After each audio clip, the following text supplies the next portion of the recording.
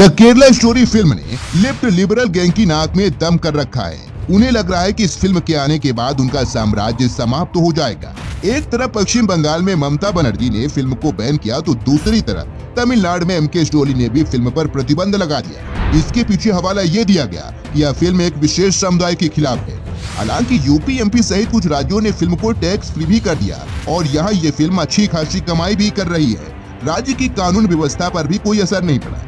इसीलिए अब supreme court ने पश्चिम बंगाल और तमिलनाडु सरकार को फटकार लगाते हुए कहा कि यह फिल्म को फिर से रिलीज करवाएं। इस फिल्म को लेकर ध्रुव राठी ने एक वीडियो शेयर किया है और कहा है कि असली सच्चाई ये है। ध्रुव राठी ने अपने इस वीडियो में कई तरह के अलग अलग आंकड़े दिए हैं। अपने आंकड़े में ध्रुव राठी ने प्रवीण तोगड़िया के उस बयान का जिक्र किया है जिसमें प्रवीण तोगड़िया ने कहा है, हमने 10 साल में 7.5 लाख ईसाई और मुस्लिमों की घर वापसी करवाई है।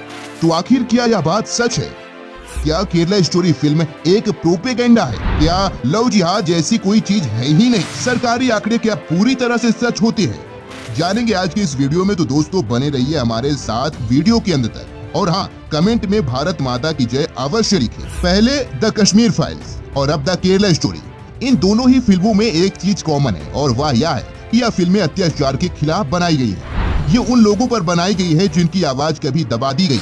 ये उन अत्याचारों पर बनी फिल्में हैं जिनका सही आंकड़ा कहीं पर मौजूद ही नहीं है। आपको याद होगा कि पिछले साल कश्मीरी पंडितों को लेकर जब सुप्रीम कोर्ट में याचिका दी गई थी, उस समय सुप्रीम कोर्ट ने यह कहते हुए सुनवाई से इनकार कर दिया था कि यह मामला काफी पुराना हो चुका है। न तो इसके सही आंकड़े मौजूद है और न ही सही सबूत। और जब से the Kerala story film release हुई है तब से लेफ्ट लिबरल गैंग पूरी तरह से बौखला गया है। पहले फिल्म को बैन करने की कोशिश की गई और जब बात नहीं बनी तो पूरी की पूरी लिबरल लॉबी फिल्म को बदनाम करने में लगे। जो सरकारी आंकड़े निकल कर आते हैं या फिर जो रिपोर्ट सामने आती है उसकी असलियत इससे कहीं ज्यादा भयावह होती है। यह असलियत तब पता चलती है जब आप ग्राउंड लेवल पर रिपोर्टिंग करने के लिए उतरते हैं। ऐसे जर्मनी में कमरे में बैठकर कीबोर्ड पर उंगलियां चलाने से आप यह नहीं जान सकते कि भारत में क्या हो रहा है। ध्रुव राठी अपने वीडियो में आंकड़ों से भी छेड़छाड़ कर लेते हैं। राम मंदिर पर आए फैसले पर उन्होंने जो वीडियो बनाया उसमें वे कह रहे थे बाबरी ढांचे के नीचे एक इस्लामिक स्ट्रक्चर था, यहाँ कभी मंदिर था, यह साबित नहीं हो सका। द केरला स्टोरी के वीडियो में भी आप वही साबित करने की कोशिश कर रहे हैं कि लव जिहाद जैसी कोई चीज है ही नहीं है। यह फिल्म मुसलमानों और केरल राज्य को बदनाम करने के लिए बनाई गई है। ध्रुव राठी ने इस वीडियो में प्रवीण तोगड़िया का भी जिक्र किया है जिसमें उन्होंने कहा है कि 10 साल में 7.5 लाख लोग हिंदू धर्म में कन्वर्ट हुए हैं, ऐसा प्रवीण तोगड़िया का कहना है। तो दोस्तों अगर इस विषय पर बात करें तो प्रवीण तोगड़िया वीएचपी के एक हिंदूवादी नेता हैं। वीएचपी यानी विश्व हिंदू परिषद। विश्व हिंदू परिषद के लोग केवल धर्म रक्षा के लिए ही कार्य करते हैं। ये लोग कभी चुनाव नहीं लड़ते और न इन्हें किसी पद की लालसा रहती है। ध्रुव राठी ने प्रवीण तोगड़िया की इस बयान का जिक्र अपने वीडियो में किया है। वो बयान वर्ष 2016 का है। गुजरात के सूरत में कार्यक्रम के दौरान प्रवीण तोगड़िया ने कहा था कि पिछले 10 साल में हमने 5 लाख से ज्यादा ईसाइयों और 2.5 लाख मुसलमानों की घर वापसी कराई। घर वापसी की हमारी दल हर साल करीब 15,000 की है, लेकिन पिछले साल हम 40,000 को पार कर गए। उन्होंने यह भी कहा था ये आंकड़े आरएसएस के आंकड़ों से अलग हैं। ध्रुव राठी ने जब अपने वीडियो में बताया कि प्रवीण तोगड़िया ने भी कहा था कि उन्होंने पिछले 10 सालों से 7.5 लाख ईसाइयों और मुसलमानों का धर्म परिवर्तन कराया, तो तमाम सोशल मीडिया पर बैठे तथा कथित बुद्धिजीवी कहने लगे थे यह भी तो जिहाद है, इसे आप कौन सा नाम देंगे? अगर केरल में हिंदू लड़कियां या हिंदू लोग मुस्लिम बन रहे हैं तो इधर प्रवीण तोगड़िया भी तो मुस्लिम और ईसाई का धर्म परिवर्तन करा रहे हैं। तो दोस्तों पिछले 10 सालों में सनातन धर्म को लेकर लोगों की जागरूकता बढ़ी है और यह धरातल पर आप लोग भी देख रहे हैं। ध्रुव राठी का वीडियो सामने आने के बाद लेफ्ट लिबरल गैंग को संजीवनी बूटी मिल गई और यहाँ पूरी लिबरल गैंग हथियार लेकर खड़ी हो गई। दोस्तों आपको बता दें कि यह बुद्धिजीवी लिबरल बिरादरी केवल भारत तक ही सीमित नहीं है, बल्कि बाहरी देशों में भी जो लव जिहाद हो रहा है उस पर भी जिहादियों का बचाव करती है। जिस लव जिहाद की बात इस भारत और फिल्म में की जाती है वह लव जिहाद का मुद्दा केवल भारत में ही नहीं है बल्कि विदेशों में भी यह गंभीर समस्या है। इसीलिए द केरला स्टोरी लव जिहाद पर बनी कोई पहली फिल्म नहीं है। वर्ष 2015 में भी एक फिल्म बनी थी जिसका नाम था ब्रिटेन जिहादी ब्राइड्स। इसके बाद नेटफ्लिक्स ने भी एक फिल्म बनाई कैलिफेट। इन सब फिल्मों में इसी तरह से लव जिहाद का ही जिक्र किया गया है।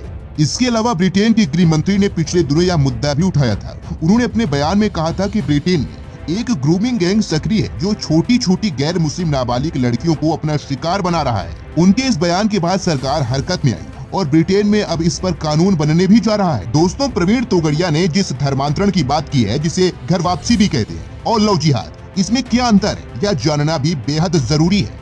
इसके लिए हमें लव जिहाद, प्रेम और फोर्स कन्वर्जन यानी जबरदस्ती धर्मांतरण, इन तीनों शब्दों को और इनके मतलब को समझना पड़ेगा। जिसमें अगर प्रेम की बात करें तो प्रेम है, उससे किसी को भी आपत्ति नहीं है। परंतु जब आप प्रेम पहचान छिपाकर या नाम बदल कर किया जाए और शादी करने के लिए धर्म परिवर्तन का दबाव डाला जाए तो इसे ही लव जिहाद कहा जाता है। रही बात फोर्स कन्वर्जन यानी जबरदस्ती धर्मांतरण की, तो अब ये कहीं नहीं होता। जब तलवार का जमाना था तब तलवार के दम पर भी यह किया जाता था। और भारत में आज जितने भी मुस्लिम हैं वे सब कन्वर्टेड है, कोई भी यहाँ पर अरब से नहीं आया है। इस प्रकार का धर्मांतरण इतिहास में हुआ है, उसे हम फोर्स कन्वर्जन यानी जबरदस्ती धर्मांतरण कह सकते हैं। वहीं अगर घर वापसी की बात करें तो घर वापसी लोग स्वेच्छा से करते हैं। आज तक आपने घर वापसी की जितनी भी खबरें सुनी होंगी उनमें से एक भी ऐसा मामला सामने नहीं आया होगा जिसमें किसी मुस्लिम या ईसाई से जबरदस्ती हिंदू धर्म में वापसी कराने को कहा गया हो। सब के सब ने कहा कि वह अपनी स्वेच्छा से हिंदू धर्म में वापसी करना चाहते हैं, क्योंकि उनमें से किसी को लालच देकर, किसी को धमकाकर, किसी पर अत्याचार कर उन्हें ईसाई मुस्लिम बनाया गया था। परंतु लव जिहाद के शिकार लड़कियों के हजारों केस सामने आ चुके हैं, जिसमें लड़कियां कहती हैं कि जिस लड़के से उन्होंने शादी की थी उसका नाम तो महेश था, परंतु शादी के बाद पता चला कि उसका नाम मोहम्मद अब्दुल्ला है। और अगर यही लड़कियां ज्यादा विरोध करती है तो वह सूटकेस या फ्रिज में पैक हुए मिलती है। फिर भी ध्रुव राठी जैसे तमाम बुद्धिजीवी कहते हैं कि लव जिहाद जैसी कोई चीज है ही नहीं, ये केवल बीजेपी की राजनीति का हिस्सा है। आपको बता दें कि यह मुद्दा वर्ष 2009 में सबसे ज्यादा केरल की क्रिश्चियन संस्थाओं ने उठाया था और वर्ष 2010 में केरल के मुख्यमंत्री वीएस अच्युतानंद ने कहा था कि यदि इसी तरह से लव जिहाद चलता रहा तो 20 साल में केरल इस्लामिक स्टेट बन जाएगा। इसके बाद वर्ष 2012 में ओमान चंडी ने विधानसभा में आंकड़े दिए और कहा कि 2019 से 2012 के बीच 2195 हिंदू लड़कियां और 492 ईसाई लड़कियों का धर्मांतरण कराया गया, वो भी लव जिहाद के जरिए। दोस्तों, केरल वह राज्य है जहां कभी भी बीजेपी का शासन नहीं रहा और यह मुद्दा उठाने वाले लोग भी बीजेपी या आरएसएस से नहीं है। फिर भी यदि कोई अच्छा एजेंडा बनाना है तो उसमें बीजेपी या आरएसएस को जब तक डाला नहीं जाएगा तब तक वह मुद्दा बनेगा नहीं। न तो इस फिल्म का किसी भी प्रकार से बीजेपी आरएसएस से लेना देना है, न ही लव जिहाद का बीजेपी और आरएसएस से लेना देना। केरल की जिस सरकार ने लव जिहाद के आंकड़े दिए उसका भी बीजेपी आरएसएस से कोई लेना देना नहीं है। फिर भी ऐसा नैरेटिव सेट किया जा रहा है कि यह फिल्म बीजेपी या आरएसएस द्वारा स्पॉन्सर्ड है। खैर, आप धर्मांतरण या घर वापसी पर क्या सोचते हैं? कमेंट में लिखकर जरूर बताएं।